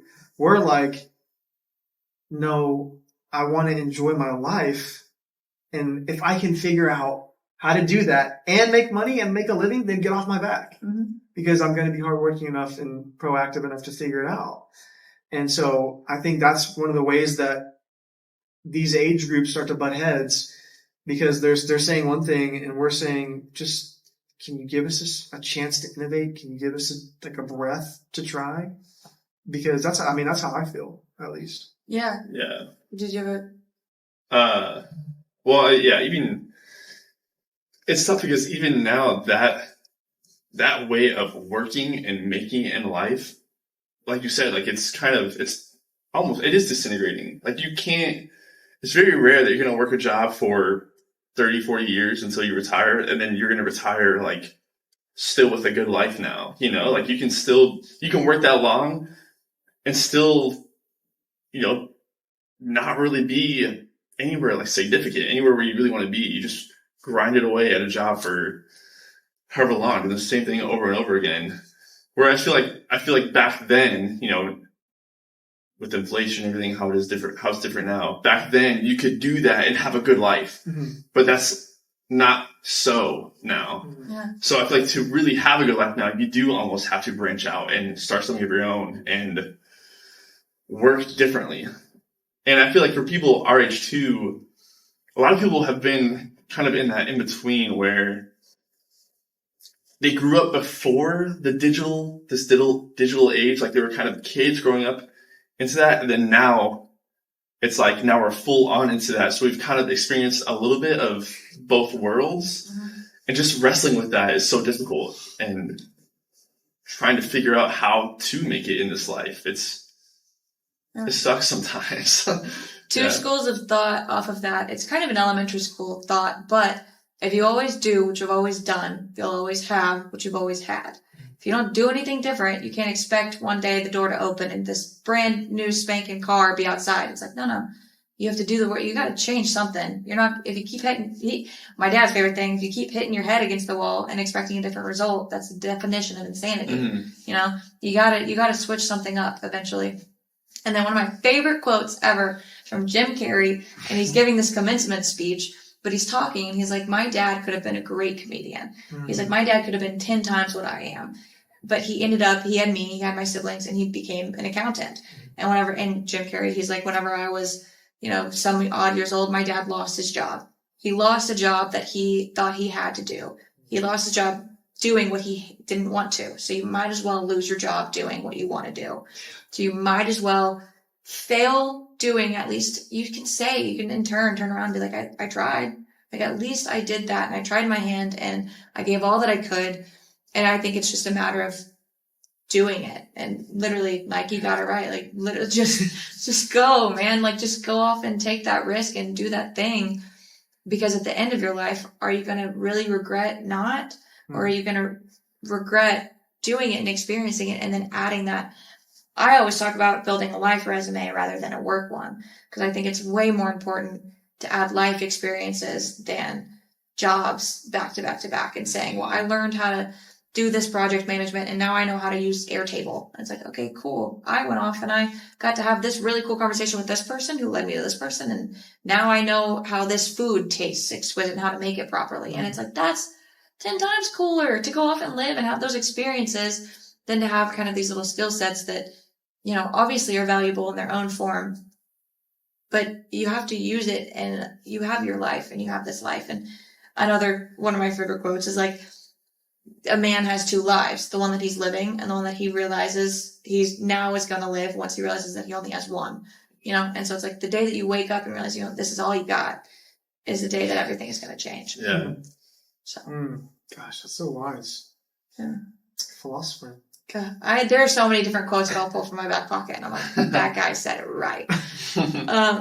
Yeah, I really related to you though when you talk about movies. Uh-huh. I have always loved going to the movie theater because it really is kind of, in a sense, it kind of creates that space that we talked about where you can go and sit down and you're just there for 2 hours and you just get to enjoy a story and you just sit and just kind of bask in it, and that's it. Yeah. And you get up and like the story moves you if it's a good movie, if it's a good story.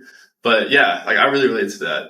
Yeah, you get to kind of just escape into this world of, and my favorite thing too is just feeling the emotions, because I don't know, everybody comes from their own realms, and you can grow up in this pocket, in this bubble of only seeing what you've always seen and going to school and going home and not really traveling or anything, because maybe you can't go off and do this or see this or whatever.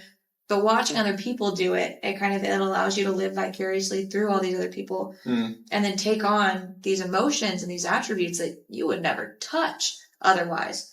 And I think it's so magical and you can exist. And then my favorite thing, and I'm just so pro theater, because theaters are supposed to kind of be not interactive to where you all talk to one another, but if there's a comedy on and then one person kind of starts laughing at one thing, then other people feel a little bit like it kind of breaks the ice and somebody across the theater will start laughing. And it's just kind of this shared experience that you all get to go in and be a part of, instead of watching it at home on your iPhone on this tiny little bitty screen that you don't even get to see all the beautiful attributes and colors and mise en scene that's supposed to be seen. But instead, you're kind of like, you're isolating yourself. And I think the third place is really disintegrating as well. And that's what y'all are trying to bring back. Yeah. Because people go to work and they go home, and normally there's always been this third place, but I think the third place is becoming your phone.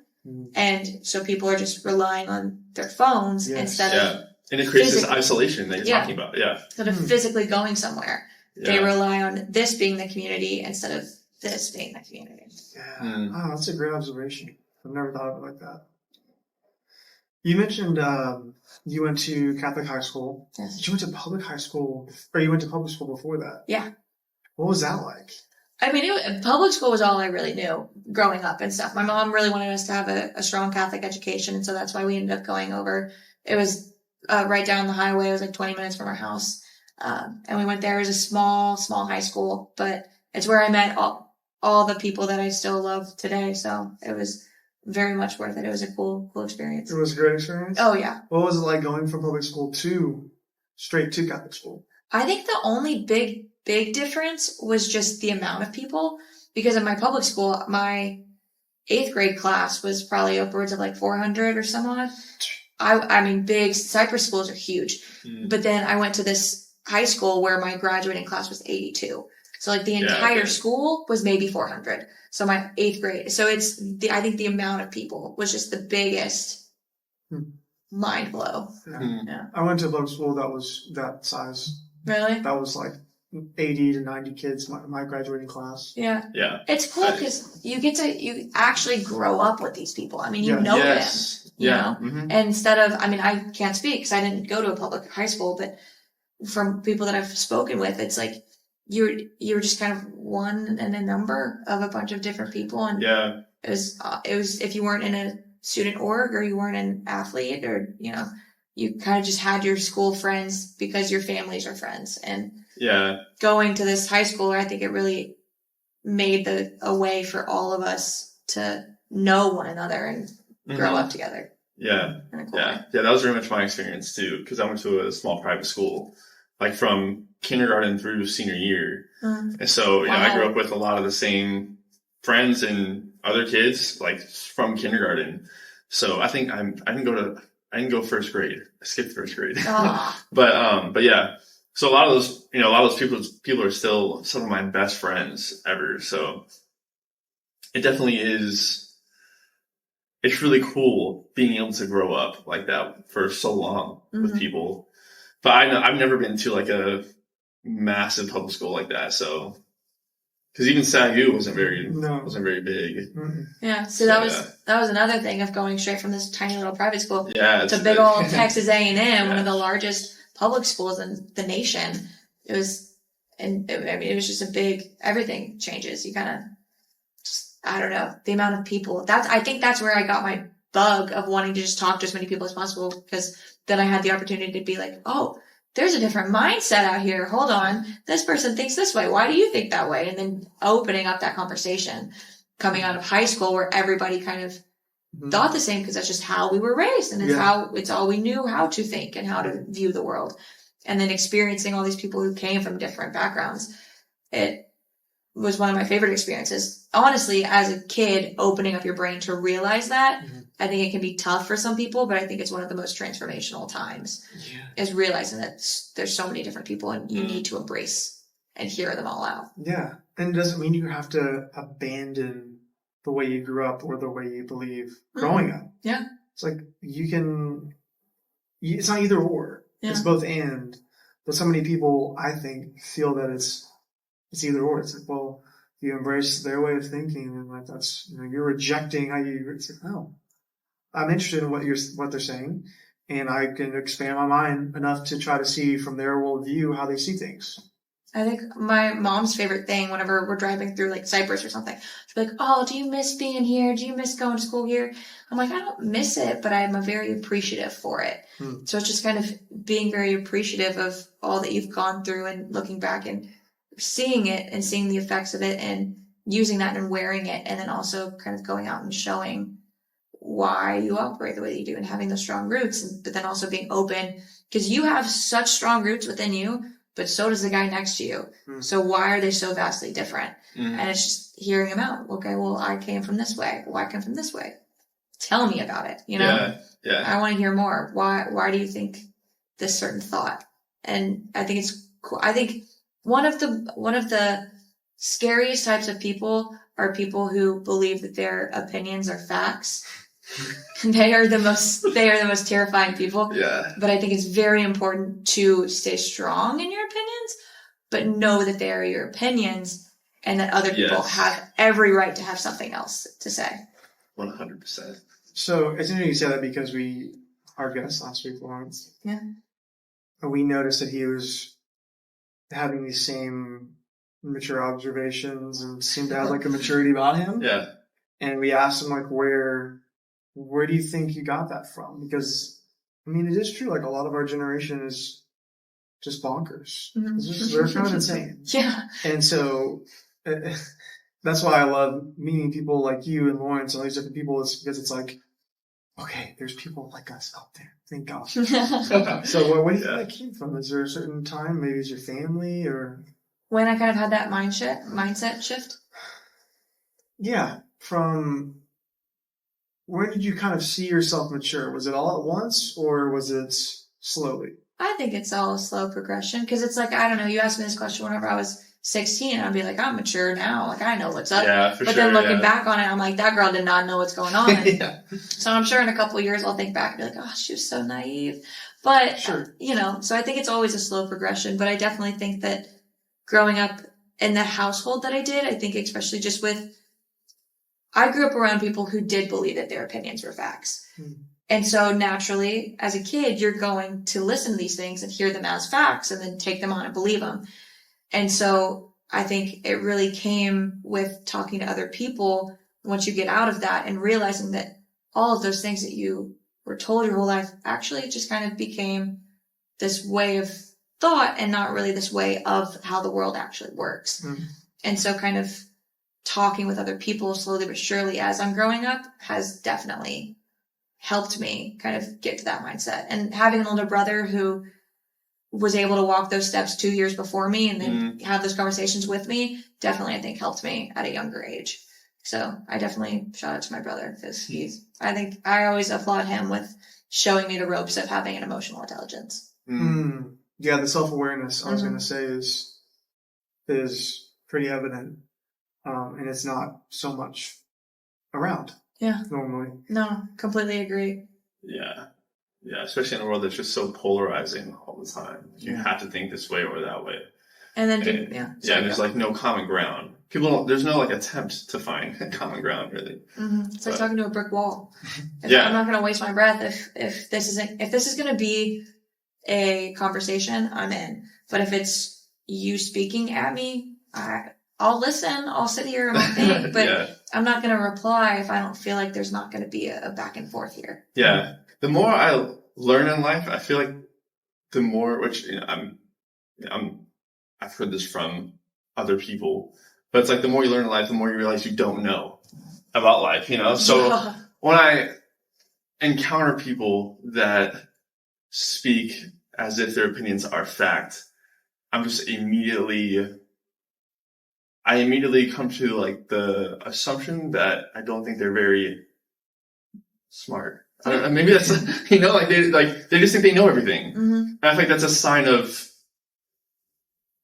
I guess, unintelligence. Like just the fact that you think you know everything, and then it's like, well, I don't know. It's immature. It's immature. They're letting their ego win 24/7 and not, opening up their brains to realize. I mean, it's just people that wear blinders 24/7.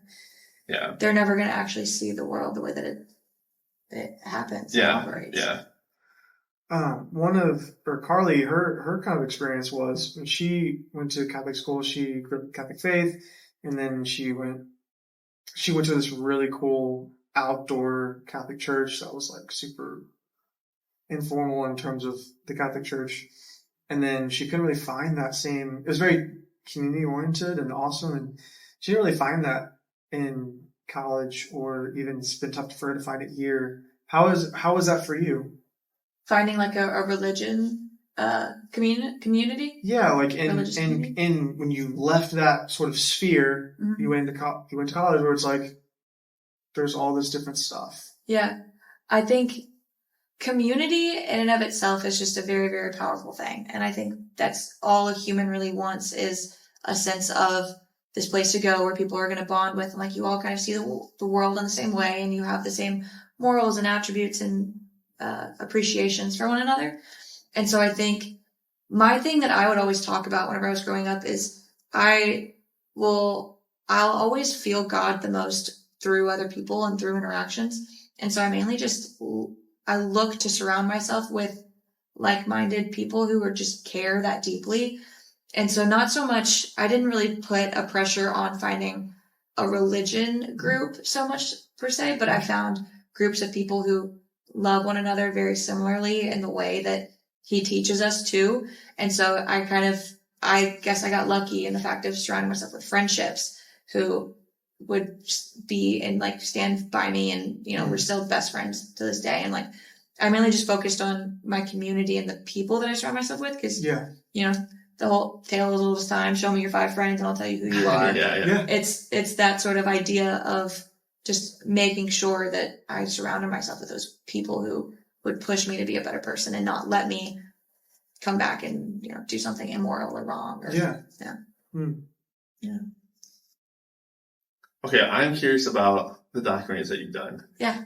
What would you say so far is like the craziest story or something that you've like encountered? Craziest story. What's been most interesting for you? Yeah. I mean, really, really, my favorite thing. If you're able to share them. Yeah. Well, okay. See, there is that point. The ones that I know I'm allowed to share, I've kind of already touched on. Okay. The law firm and him being a lawyer and kind of being able to uncover that side that the family had never been able to talk about before. And then my own family was just bonkers that my grandma was engaged before us. Like that was nobody knew that. Yeah. So that blew my family away. Let's see. I don't know. I really just think my favorite thing is to sit down and listen to these people speak and hear their sides of everything, because I especially think that people in older generations who are more scared of equipment and videography and all the tech. Yeah, they don't know how that stuff operates, and it's terrifying to them. If you went your entire life not knowing what an elephant was, and then all of a sudden you saw one, you'd be like, what is that? Like, why does that exist? That should not be a form of an animal. and you'd probably run away. It's the same thing with technology and stuff. It's like it's so foreign to them. And so I think the coolest thing is giving them a voice and a vulnerable space in an area where they feel comfortable to interact with it for the first time. Because I feel like a lot of the times older generations are very much overlooked with the hustle and bustle of life nowadays. People are just go, go, go, go, go. And you forget that they all kind of these get people, left behind. they built America. Like they built the world. They built everything. And now it pains me to see people just kind of put older generations in a nursing home. Be like, all right, thanks, mom and dad. Thanks for the income from all of those years. I'm going to use some of it over here, and I'm going to come visit you once every 6 months. But it's like, those are people. They had lives, and they had emotions, and they had stories, and there's so much wisdom and just conversation and humor to get from each of them. So I think it's just getting to know these people that existed before us, and the day and age that they existed in, obviously, like we touched on, is vastly different than what we walk around in. And so it's just kind of, you always got to take some things with a grain of salt, but I think a lot of their stories can have very impactful changes to my own direction whenever I get to talk to them. Yeah. Something we kind of talked about recently was just how it seems like within churches and other settings too, maybe, there's just kind of like more and more segregation of like age groups and or genders, whatever. But we were kind of saying how like I wish that would go on more in our like church settings is that there would be more integration of 20-year-olds being able to hang out with 60, 70, 80-year-olds and just to like learn from their life experience. Because so often it's just, okay, you go to like the Sunday service and, you sit through the service and you're gone, right? And then you have your young adult service, or there's the youth service or middle school, whatever. But there's rarely a time where all age groups are just able to be together and just have that second floor experience, whatever, and just hang out and talk and share each other's life experiences. I feel like that's something that's really lacking within churches and just society in general. When I went home for Christmas this year, I had a similar conversation about this with one of my best friends growing up, and we were kind of talking about, he was telling me about how he was able to talk to his grandparents and have all, learn from them and have all these, hear all these amazing stories. And I was just like, dang, dude, like I need to do that more. So literally that night, we had gone up to my grandparents' house, and and they live in Florida, so I don't get to see them very often. But it was really cool. Like we sat down that night, and they brought out like all their old photos, and we just sat there for like we only planned on going over there for like maybe an hour or so, but we sat there for like 3 hours, and they're just telling us about all these stories about my grandpa was in the Navy, and they both worked for NASA, and they're just telling about like. They were there the day that the Challenger blew up in the sky, just telling us about all these stories and life experiences, and then seeing like my parents as kids and like teenagers growing up. And it was just so life-giving. It was so cool to just like sit there. And you're right. Like I had that experience. It's just like, wow, like this is where I came from. These are my roots. And it was so fascinating and it was very fulfilling to have that experience. So yeah, I think that's something that is definitely lost today, especially within our generation. Yeah. Having that experience of just connecting with older people. Yeah. I completely agree. And I applaud you for sitting down and asking those questions. Because I feel like people just don't do that so much anymore. Because it's kind of like I said, you go to see them on holidays. Well, how's your life, kiddo? Oh, it's going fine, Grandpa. Like I work my job 9 to 5, and then that's it. That's all I do. And there's not much substance there, but it's not because there isn't, because you are blood with that person. Yeah. It's just merely because you haven't opened up the door to have those conversations. The moment you start having those conversations, a lot more will usually end up flowing. Yeah. Once you kind of just give it the space. Yeah, it's like it kind of just like clicks in your head like, oh, they had a life just like I did. They were a kid one time. They were, little 10-year-old or whatever, just running around as a kid, just like I did. And I feel like sometimes we just forget that. Even my own parents, sometimes I sit down and I think, wow, like, I wonder what it was like for them when they were my age right now, you know? Yeah. So, yeah, it's just interesting. I remember driving home that night. It was me, like, my family, and my dad was driving, and my mom was in the backseat. I was just like, it just hit me. I was like, I just realized that they, for whatever reason, just didn't share a lot of their childhood. That's what it seemed like, you know? And so I kind of asked them, like, you know, what? Is it just because you don't really think about it very often? And they were kind of just like, yeah, I don't know. It doesn't come to mind. I just thought that was kind of interesting. But, you know, that whole drive home, they were able to share, they just started sharing stories of what it was like for them as a kid. And it was just fun. It was just really nice to hear that from my parents, you know, what it was like when they were a kid. And I definitely feel like I grew closer to them. Even though I already felt like I was really close to them, but it just in that way, it just added that element of knowing who they are on a deeper level. So, yeah. That's a good point. I have one last question for you. Okay. You are a solo female entrepreneur. Yes. That's cool. Thank you. What has that been like for you? Appreciate the question. I do. Also appreciate you sharing, because I think that's a super cool thing to do and to feel that with your family. I don't know. It's been interesting. I definitely think that it's a challenge. I think the age thing is the biggest challenge. I'd like to believe that the being a female isn't in play as much, and I'd like to mainly think the age, but people don't really take you seriously unless you're older, wearing a suit and tie, and you look like you have a little gray in your hair and like you really know what you've been doing. And so coming in, especially with the product like this, of how powerful it is and how much passion I have behind it, it has a higher price point, because there are hours and hours that you have to come and spend with these people. And then you got to go through the archival, and then I got to pay the editors to go through the footage and to connect it and to, you know, make it this magical movie that it's supposed to become. So it's definitely a higher price point. So I think numbers like that coming out of my mouth and saying, no, but trust me, it's worth it, seem a little less convincing just because I'm younger. But then the moment that you kind of have this evidence behind you of showing them this is what I can give you, that's whenever it kind of clicks for them. And so I think it's just a lot of the times I got to fight a lot to really get that point across of, I promise you this is going to be worth every single penny. It's priceless. Yeah, I don't know. I'm definitely just kind of figuring it out. I like to stay more optimistic, so I don't think I've held on to any of the negative aspects of it, but it definitely hasn't been the easiest thing in the world.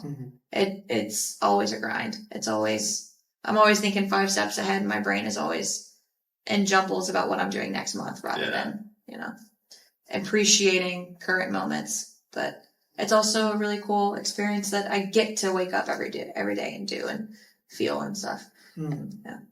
Also, kind of like you said, how all the stars align and stuff, always being in a film, my last name being Grant Jean, and then, you know, the Grand Genealogy. I was going to point that out. Yeah, I don't know if everyone caught that who's listening, but I remember seeing that being like, that's dope. Yeah, but the fact that I get to do that every day and that all of the stars kind of aligned in this way, I have no problem putting every foot in front of the other and making it happen.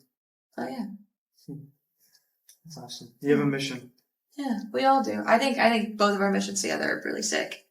I think they're cool things that we're out here in the world doing. Yeah. Happy to have made y'all's acquaintance at a mere 24 years old. Right? Yeah, right. It's pretty Seriously. cool. Yeah. It's cool, like, be able to look back and be like, yeah, you know, I met Valerie 20 years ago. She was just starting her thing, and now it's... Gosh, I can't even think about 20 years from now. I can't even. Like 3 years from now, it seems like yeah. super long time. Yeah. Well, until then, thank you so much for having me. Thanks for letting me come and hang. Chat. Thanks for coming on. Yeah, thank you. We really appreciate it. Thanks for saying yes to basically some strangers coming on. Anytime. Yeah. Y'all ever want to chat again, you tell me. I'll come Heck in. yeah. We will. Absolutely. We're just probably start having hangouts. So Yeah, do it. yeah, cool.